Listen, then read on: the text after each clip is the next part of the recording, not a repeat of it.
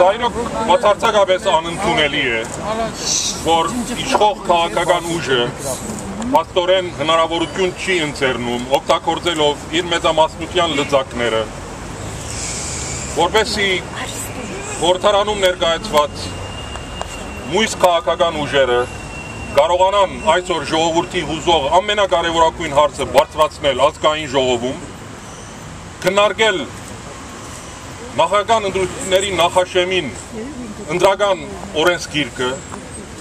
դրանում այսօր հրատապ անհրաժեշտ փոփոխությունները, ուղղակի թույլ չտալ այս քննարկումները տեղի ունենան,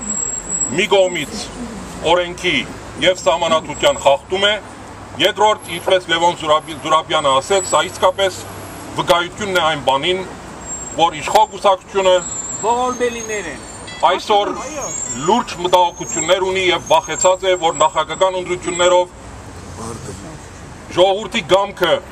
կբարդաթրվի նրանց վրա եւ Հայաստանում մենք կկարողանանք իսկապես հաստատել ժողովրդի գամքով թելաթրված իշխանություն։ Մենք շարունակելու ենք մեր համագործակցությունը։ Գիտեք, որ արդեն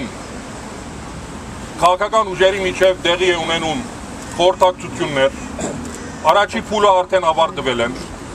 Ես կարող եմ ասել, որ ոչ իշխանական քաղաքական ուժերի մոտ ձևավորվում է ընդհանուր մոտեցումներ մեր հետագա անելիքների շուրջ եւ ես ուզում եմ հույս հայտնել, որ իրոք եկող շաբթվա ընթացքում մինչև նախագահական տեխնազուների առաջադրումը մենք կկարողանանք ընդհանուր քաղաքական օրագարկ ձևավորել եւ այդ քաղաքական օրագարկով ներկայանալ մեր հասարակությանը եւ այդ օրագարկում կլինեն մեր ժողովրդի կամքը արտահայտող մոտեցումներ, դրույթներ, որը ժողովրդին կհամոզի, որ այս ուժերի շուրջ պետք է համախմբվի, վստահ լինելով, որ նախագահական ընտրություններից հետո մենք միասնական ջանքերով կկարողանանք իսկապես այնպիսի փոփոխություններ անել մեր երկրում, որ միանշանակորեն եւ ամենակարճ ժամանակում ժողովուրդը իր մաշկի վրա կզգա այդ դրական փոփոխությունները։ Ես կարծում եմ, որ մենք իրոք ջրբաժանի առաջ ենք կանգնած,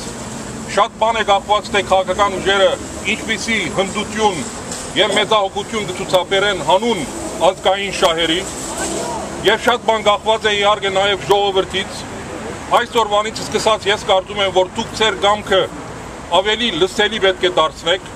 Մենք զգում ենք, որ իսկապես ձևավորվել է հասարակական պահանջ համախմբվելու, նոր առաջարկներ դնելու, միասնական ջանքերով երկիրը այս ծանր վիճակից դուրս բերելու, բայց ձեր ցայնը վերջո լինելու է վճռականը, եւ ինչքան շուտ դուք ձեր ցայնը ավելի լսելի դարձնեք, կարծում եմ, որ դա ավելի մեծ պարտավորություն է դնելու մեր բոլորի վրա, որպեսզի մենք մեր նեղ կուսակցական անձնական շահերը մի կողմ դնենք, առաջնորդվենք ազգի շահերով, համախմբվենք եւ միասնական օրագարկով, ինչու՞ չէ, ասված տա նաեւ միասնական տեխնազույով կարողանանք գնալ նախագահ։